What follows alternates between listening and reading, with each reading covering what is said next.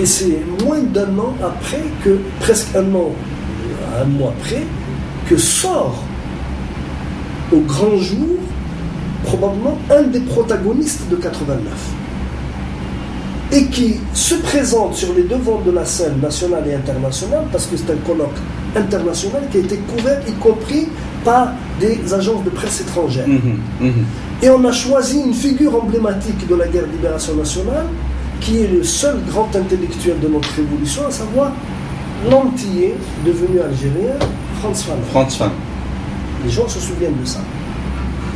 Avec la participation très symbolique, très remarquée, de la Kanaki, Jean-Marie Tchibaou, était présent en personne dans la salle, et fait éminemment important, très important, qui est passé presque inaperçu, un ancien sergent-chef de l'armée sénégalaise qui est venu sur la scène. Je ne sais pas si tu as été présent. Non.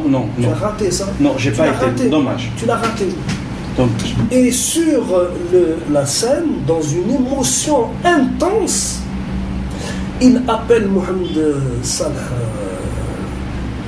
Louanchi et lui dit: voilà, je suis un ancien sergent-chef de l'armée française. J'étais en opération en Kabylie et devant toute l'assistance ici présente, et je vous fais témoin, je restitue à l'Algérie le pistolet de Amérouche. Personne n'en a parlé. Et c'est à ce moment-là que le pistolet de Amérouche a été restitué de manière symbolique à l'Algérie dans la salle Ibn Zaydoun de Riyad al-Fath à Mohamed Salah Louanchi. Est-ce que le pistolet d'Amérouche, à ton avis, n'a pas été également séquestré quelque part dans une cave d'un certain état-major de je ne sais quoi, comme d'ailleurs son ancien propriétaire? Il a échappé au séquestre puisqu'il a été gardé jalousement par ce sergent-chef sénégalais, grâce à lui d'ailleurs. Non, on ne va pas dire aussi pourquoi il n'a pas récupéré le pistolet de l'Haouas. Mais c'est un problème. Là, il y a une symbolique très forte. Symbolique très forte. C'est ce que j'allais dire. Une symbolique très forte parce que je ne sais pas, je n'ai pas lu le livre en entier de Saïd Saadi, je ne sais pas s'il en parle. Mais c'est important que l'histoire de Amérouche revienne à ce moment-là, par la symbolique. Je pense que cette affaire a été programmée. Tu parles de quelle affaire? Cette affaire de restitution symbolique du pistolet. Elle a été programmée parce que je vois mal un ancien sergent-chef, probablement inconnu du bataillon, un ancien sergent-chef venant du Sénégal à l'occasion d'un colloque international de haute volée sur Fanon et entrant en Algérie et traversant la douane avec un pistolet dans sa sacoche. Ça a dû être préparé, ça. Et ça, il faudrait qu'on s'explique sur la symbolique. Je pense que c'est à ce moment-là que, et pour corroborer ce que tu disais tout à l'heure, c'est le problème de la Kabylie. La Kabylie a voulu rappeler ce symbole de Amérouche à l'époque, et elle voulait aussi un peu instrumenter cette figure de Amérouche dans la dimension émotionnelle. Et c'est important. Dans l'imaginaire même. Dans l'émotionnel et l'imaginaire. Une certaine restitution, c'est peut-être un clin d'œil. C'est un clin d'œil sur cette affaire de séquestration des corps. Parce que personne n'en avait parlé encore à ce jour. Personne. Depuis leur inhumation. Enfin. Alors qu'il y avait des gens qui savaient que ça avait été fait.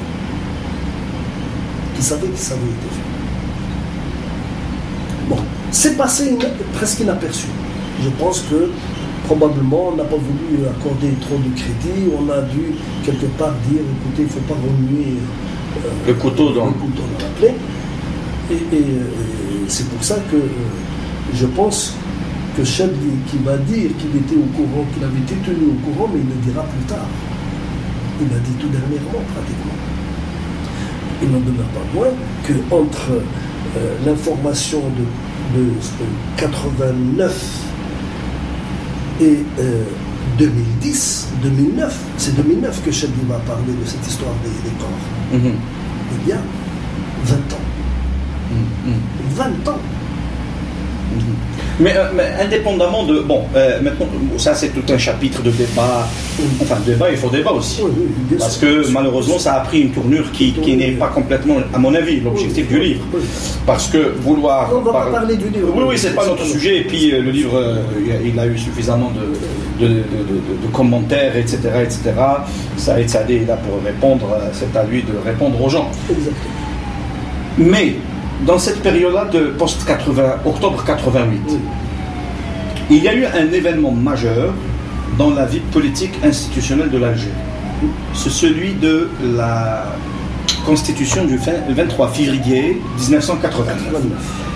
La nouvelle constitution, une constitution dite libérale, ouverte sur la vie politique, sur la création d'associations à caractère politique, article 40, sur la vie associative, on a vu les médias qui commençaient à se libérer, la naissance de nouveaux journaux, etc. Essentiellement à partir de 1990, mais il y avait une nouvelle vie, etc. Est-ce que la Constitution de 89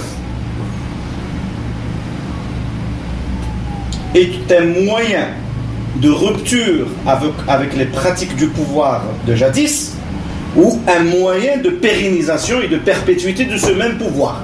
Est-ce que ce qui s'est passé après octobre en termes institutionnels n'était pas une autre ruse de la part du pouvoir pour donner semblant d'un petit changement formel sur le plan institutionnel, politique, partisan et médiatique, ou bien c'est un mouvement de changement profond à l'intérieur du système qui s'est écroulé en fin de compte en 1992 avec le départ de Chebdi?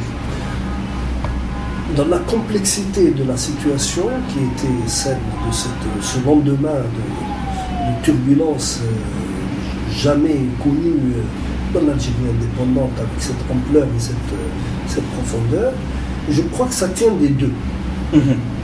Ce qui se passe, la Constitution tient des deux. Elle tient compte d'abord de l'essoufflement du système. Le système est en train de s'essouffler.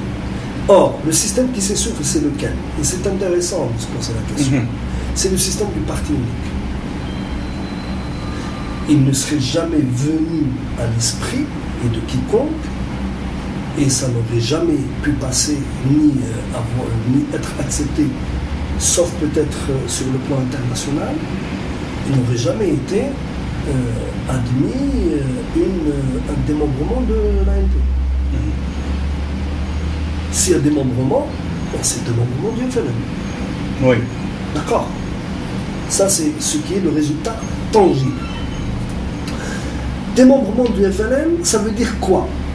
Ça veut dire que les forces politiques qui avaient été jusque-là reconnues, même en tant que segment minoritaire à l'intérieur du FLN, vont être libérées. C'est ça. Ils vont être libérés pour se cristalliser en formation politique. Mais, du même coup, à la faveur de cette mesure, vont pouvoir se constituer d'autres mouvements qui ne viennent pas du FLN, qui viennent apparemment de la société civile. Or, elle n'existe pas, la société civile.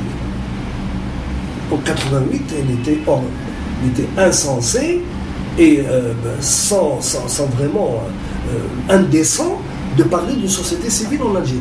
Puisque le parti du FLN... Non, parce que tout simplement, depuis l'indépendance jusqu'à 88, il n'y avait qu'une société militarisée. Militarisée. Donc, comment veux-tu qu'il y ait une société civile? Caporalisée politiquement et militarisée dans le sens où, effectivement, il y a une militarisation de l'économie, etc. Mais caporalisée politiquement et caporalisée par le système du parti unique.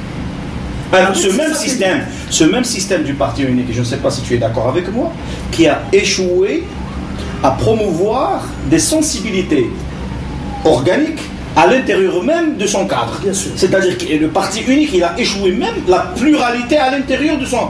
Comment va-t-il maintenant réussir, le parti unique, comment va-t-il réussir une sorte de multipartisme du parti unique. Oui. C'est ça qui est intéressant parce que il faudrait qu'on revienne un tout petit peu en arrière, dans les débuts des années 80. Début des années 80, parmi les opérations de préservation et d'épuration du parti unique, il fallait éliminer les intrus de l'ancien parti communiste algérien, PAX, qui avait fait de l'entrisme à la faveur de l'alliance sur la base du soutien critique à Boumediene. C'est le fameux article 120, oui, qui a permis à ce moment-là d'écrémer, d'écarter tous les gens qui d'écarter et de contrôler et de verrouiller les fonctions de décision et les fonctions des hautes fonctions de l'État, les fonctions d'encadrement. Pour pouvoir accéder à une fonction, il fallait être membre du parti. C'est le fameux article 120. Oui. Et à cette faveur, on faisait un tri à l'intérieur du parti. Ceux qui étaient suspectés d'être à la gauche de la gauche du FNL étaient écartés. Moi, je me souviens, il y a une chose qui m'a frappé. C'est un témoignage que je donne. Allah yarhamou salih, Allah yismahli. Mais j'ai entendu Mostafa Al-Sharaf. Oui. Je l'ai entendu un jour dans une petite réception amicale qui avait été organisée par ma collègue Christiane Achour, professeure à l'université, qui était ma collègue, et elle organisait, c'était une femme de grande générosité, comme les Cholets. Ah oui, à qui il faudrait qu'on rende hommage. Absolument. Monsieur et Madame Cholet. Il faudrait leur rendre hommage. Absolument. Ils ont fait le choix de l'Algérie malgré toute la souffrance, malgré tous les problèmes qu'a connu l'Algérie. De une dame et un monsieur remarquables. Absolument. Donc, Christiane, comme elle animait un peu un petit cercle littéraire du département de français, organisait de temps à autre des réunions. Et comme elle fréquentait Mostafa Al-Sharaf, il venait parfois chez elle pour rencontrer les universitaires et débattre avec eux. J'ai entendu Mostafa Al-Sharaf reprocher à Kateb Yassine, qu'il considérait par ailleurs comme un grand écrivain, lui reprocher deux choses. Un, qu'il était un affabulateur, fabricant de mythes, et un homme trop engagé à gauche, très proche des communistes. Ça veut dire, voilà quelqu'un qui est de gauche et qui en même temps marque ou affirme ses marques par rapport à une gauche qui serait à sa gauche. Disons une extrême gauche, presque. Dire des communistes de l'extrême gauche, non. Tu jures là. Ah ouais, voilà. Ce serait le. Et c'était une idée très. Ça c'est du vivant de Kateb Yassine. C'est du vivant de Kateb Yassine. Parce que Kateb Yassine est mort en 89. Voilà. Et ça c'est. Je te parle de ça parce que c'était lié à la. On avait intensifié les réunions chez Christiane Achour parce que nous étions, elle et moi et Aïcha Kassoul, dans le comité d'organisation du colloque international de France-France. Dès le début, nous avons organisé l'activité culturelle avec des lectures de textes, des chants, etc., avec des étudiants. Et il y avait aussi Daniela Morsley avec nous. Oui. Est-ce que... je ne sais pas, je ferme la parenthèse sans dire quoi que ce soit, parce que je risque de comprendre autre chose parce que tu viens de citer Daniela Morsley. Bon, est-ce que Yassine était présent? Non. Il n'était pas présent. Non, Yassine était en France à l'époque. Oui, je sais. Il était malade déjà. Je sais, on connaît un peu comment il a été. C'était indigne également, comment il a été rapatrié, la façon avec laquelle il a été rapatrié, comment il est mort, etc. Alors, j'allais. Si tu permets, je prends de ton temps quelques petites secondes. Oui, bien sûr, on est là. J'allais apporter une autre lecture à cette histoire du FLN de l'intérieur qui commençait à partir des années 80, le début des années 80, à travers l'article 120, qui commençait à faire une sorte d'épuration politique par rapport à ceux qui se considéraient comme étant des gens, des entristes, des gens qui ne reflétaient pas la tendance lourde du FLN de l'époque, etc. Essentiellement à partir du 5e congrès du FLN, je crois, depuis 1980. C'est ça. Moi, personnellement, à travers l'analyse des mouvements politiques à l'intérieur des instances du pouvoir, parce que c'est un terrain sur lequel on n'a pas beaucoup travaillé. Quelle est la part de responsabilité et d'influence des tendances lourdes de l'opposition algérienne, mais à l'intérieur du pouvoir? Parce que lorsqu'on pense... J'ai réfléchi un petit peu sur le phénomène. Très bien, très bien. Alors, je me suis toujours posé la question sur la chose suivante. Les Algériens, dès qu'il s'agit d'opposition, ils pensent que l'opposition est automatiquement et de facto extérieur au pouvoir. Alors que dans le processus de oppositionnel, dans l'histoire contemporaine d'Algérie depuis 1962, on a remarqué qu'un bon nombre d'opposants, de courants d'opposition, etc., en Algérie, étaient à l'intérieur même du pouvoir, tout en prenant le discours d'être à l'extérieur et de le combattre de l'extérieur. Et là, je peux apporter je prétends que c'est un plus. Oui. Je crois que l'article 120, développé par Msaadia et les apparatchiks du FLN de l'époque, il était essentiellement rédigé, concocté pour contrer l'influence de l'encadrement du FFS à l'intérieur du pouvoir. Parce que les grandes institutions du pays à l'époque, les grands ministères, les grandes entreprises étaient encadrées essentiellement soit par les gens du PAX, mais essentiellement par les gens du FFS. Et pour pouvoir discréditer, affamer les gens du FFS de l'époque, il fallait leur créer cet article-là pour justement leur faire, leur imposer un choix, celui de la peste ou du choléra. C'est-à-dire, Gaël, vous voulez continuer dans l'opposition, vous voulez rester dans le FFS, alors vous ne pourrez plus partir de l'encadrement, et savez, vous allez plier bagage.